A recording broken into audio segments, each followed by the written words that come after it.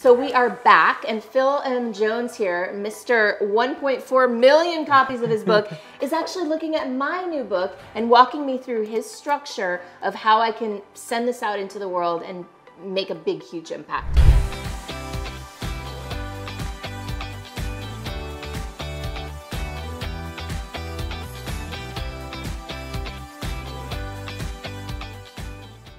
Where were we? Well, what we did is we did some of the pre-work, right? Where we talked in the last video about the stuff you need to do ahead of time. This is a big idea book that's going to lead people towards some of your proven method or other people's proven methods. We explored some of the people it's going to look to help. We explored some of the problems it's going to help those people overcome. And then we flirted with some success metrics for you. So we're now like ready to be able to bring this to market. Okay. I got sort of 10 steps that we worked through that I guessed towards when I had to do this speech for NSA as to how you can get more reach with your book. They are in an article, and I think what we'll do in the video is we'll give you access to that article. And these are so like new to me in the format that I don't teach this every day that I want to make sure we don't miss one. But when we're going through this with you here right now, all right, is the first is this idea of writing wide and editing narrow. Okay. So what you have here with this book is you've written it very wide. Right, I've had the joy of being able to read what's inside of it. This is a for everybody, for anybody. Like, this is about as wide as you can be. Like, the only person this is not for is somebody who's purposefully trying to make their life suck. Yes. Right? It's not for those people, but everybody else, there's a chance for you to be able to be in this. But I would take the time to say, well, let me imagine an audience of who's sat around a campfire, sat around a table, in a workshop, etc., and read the book out loud to at least a dozen to 15 imaginary audiences. Okay.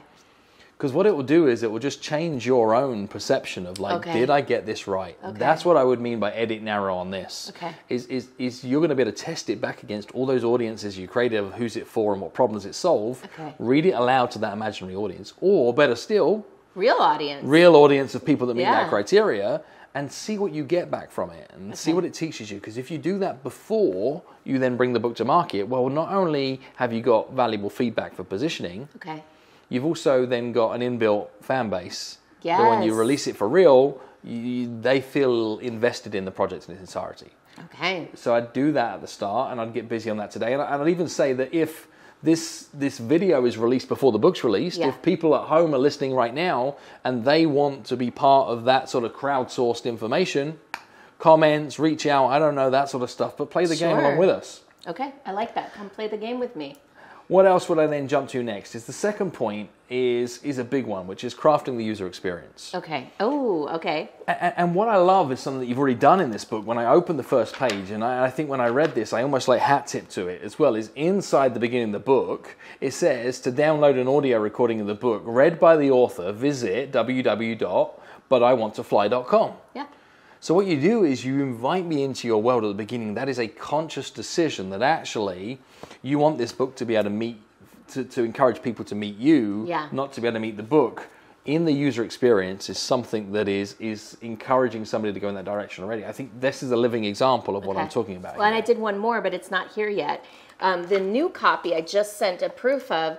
In the last page back here, I've added a spread, which is a letter to my reader. Oh, so cool. And it tells them the story. Yeah. And it tells them what is the process that I'm sharing in the book. I love it. I love it. And I think what you want to do is to illustrate that ridiculously well, invite people on a flight path, right? Because it's called But I Want to Fly. And then, oh my God, I'm so excited. Yes. Tool for them to be able to download their own flight path, to be able to put the steps into, etc. Well, so what I'll do is in the letter, maybe, is to download your flight path. Go here and watch a video about how to do it or whatever. And now what you've got is strong call to action at the front end, strong call to action at the back end. I'm going to give you something else though on crafting user experience, and I don't know if this is what's intended. You know, I'm the father of 3.5-year-old twins. I read a lot of stories. Okay. And this hardback cover is nice in this way, but what's going to happen is it sits with me this way. Yeah. And the illustrations are what I want to show people. Okay. So it's awkward in this direction for me to be able to read and show. And if that's the goal, give consideration to, is a square book better than a portrait book? Is a soft cover better than a hard cover? But like that's what I mean by craft the user experience, is get geeky to the point. And you're okay to shoot and miss with Yeah. with version 1. Yeah. But be thinking about how is somebody going to experience this? Okay. If your goal is to be able to help coaches and consultants to be able to utilize this, Yeah. is there a $200, $300, $400 course that somebody can learn how to be able to present this towards their audiences to be able to get bring exposure towards it? How do you use this? Yes. Right. Kind of a... That's it, a train the trainer type thing. This is something that you can in theory give away, but it all echoes things back to you that if they buy 20, if you think about your core avatar of those people, right. how many do they have as clients? Do they have 12 clients, 20 clients, 50 clients, 80 clients? Yeah, somewhere probably between 20 and 100, right. I would think, or maybe 200 if they're doing a leverage. And if they've got 100, 200, they probably have an inner circle that is of... 10 to 30 or something. Yeah. 50. So what you do is you aim a product experience at launch at saying, I know that you have X number of people in an inner circle that you know as well as I do, haven't dared to dream anywhere near as big as they can. Here's how I can help you to get them to realize more of their potential. Buy 20 copies of this book, and what I'll unlock the slides and the materials and the presentation materials for you to be able to. Woo! That's so good. This is how you craft user experience. Okay. Right, we're going to keep going on this stuff where I'm just downloading stuff on you that I would do if I was you. Is never leave launch mode. Oh yeah, I don't plan to. I mean, I'm in love with this, and I don't think that's ever going to stop. That means, but I want to fly needs to be something that is either, tattooed on your body. Okay. Or I'm down. but some. I was looking for another tattoo anyway. Or it falls into email autoresponder on signature on everything that you write. Okay. Like you are so invested in this sequence of words that I can't meet you without bumping into that mantra. Whether I'm meeting you because I saw something on your wrist, or whether I'm meeting you and someone says, well, what does that mean, right? It's everywhere with you, and that we are committed to this never leave launch mode. And it means that you've got to find a way to launch it everywhere you go. Okay. So how do you launch it when you meet a stranger at the airport? Okay, I have a button that says ask me about my book that's on my purse. Okay. So every time, sometimes people are like, tell me about your book. I'm like, how do you know I have a book? They're like, it's right there on your button. I think you can do that. I think you can also elevate on from there as well. Dress head to toe and paint myself blue? I think you just got to find answers to that question. Is how do you never leave launch mode? Think of every scenario you're in and have an intentional action that says, I can launch my book here. Okay. And that's a list of 1,000 things. Okay. You're not going to run out. But get into that mindset, sit down and brainstorm things like that. And the pre-launch campaign is more important than the launch campaign. So this whole idea of the fact that you're going to read it to groups as part of your thing, if you can build an army of supporters of this body of work who understand its intention before you launch, you'll have a more successful launch. Yeah. The pre-launch window is something that so many people forget. And it's not the pre-launch to pre-order, etc. It's everything that happens between I'm writing a book and my book exists easily on Amazon. It's too late for some of that. No, it's not. It's not. Okay, good. Because it's here and I'm like, I'm ready. I want to put it out there now. But do I hold back? Yeah, what you do is tour the EP before they can buy it on MP4 download. They could watch it on a YouTube video, but they can't buy the commemorative book, etc. Hold it back, even if you're holding it back for 2 weeks. Okay. Even if you get busy over the next 14 days with user groups, and you want to be able to say before I commit to my first 10,000 unit print run, I want to be able to just make sure that it's considering all of my audiences. I want a working group here, working group here, working group here, and that you stay in that launch mode. Okay. Because you need people to read this book. Yeah. Let's remember that this is not a book that's been read by yourself. This is really a book that's been read to you. Most of the time, that's ideal. So a consumer of this book is actually somebody who heard the book. Yes. I love that you're reading the audiobook. Yes. Where does that live? It will live on the website. I did a recording of it. I'm probably going to re-record that. You're going to record it. I am. But if you need somebody to consume the book, this is a great example of your methodology of save your best for first and put it out free in the wild. Is give coaches, trainers, consultants, etc.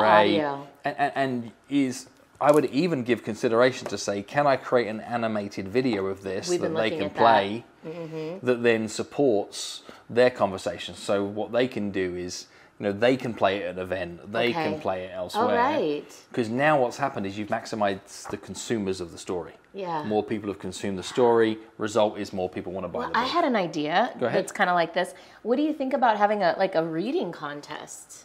Yeah. And people reading it and sending in their audio files and then doing some sort of prize or something. I love it. And I thought about doing that with the kids' book, just didn't get around to execute it right.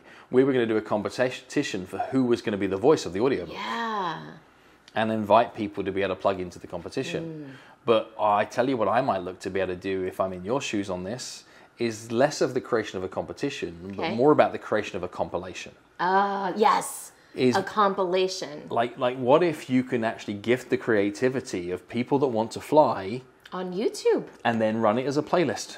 Yeah. Right? Yeah. And tag me. We'll post it. Yeah. Right, imagine. You want to read it? Yeah, like you want to read this book. You got to buy it. Will. And the thing is, they can submit their videos. Yeah. Those videos can live on your channel, and you've got a compilation of badass peeps that are committing that they want to fly. And actually, part of your message in here is some form of accountability, some form of ownership, some form of decision or breakthrough. Yes. What if the breakthrough to want to fly is you claim it? You claim it. You read it out loud. You produce a piece of evidence that says I'm in for this. Yeah, I love that, Phil. This is so good.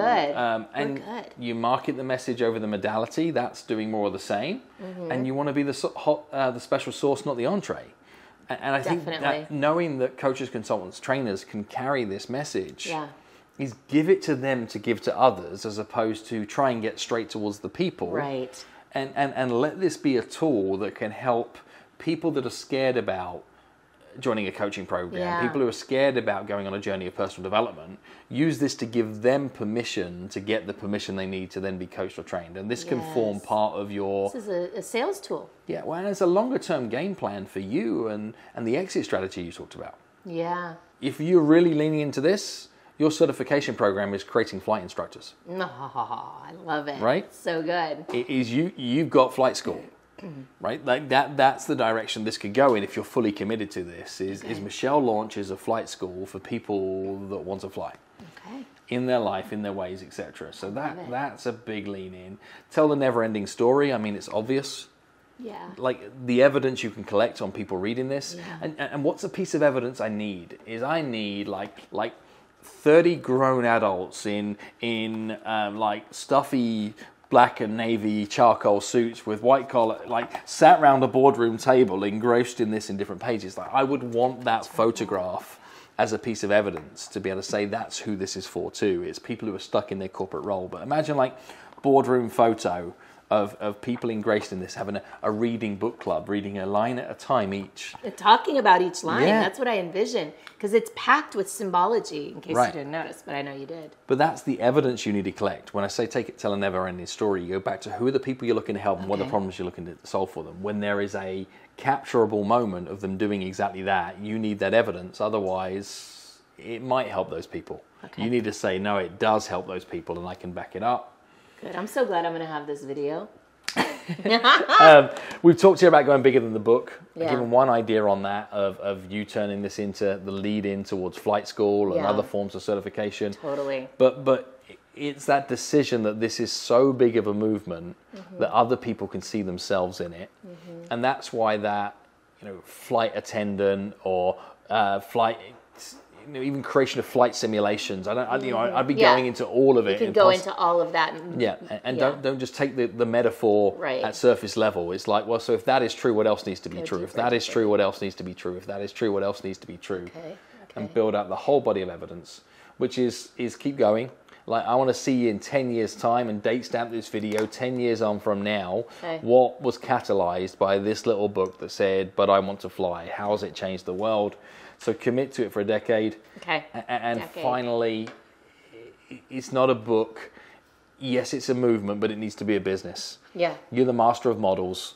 Is understand that actually, so if this is true and it reaches the people that it could reach, if there's not a business model to catch that, it was all just a big waste. So that's me almost riffing on the launch of But I Want to Fly.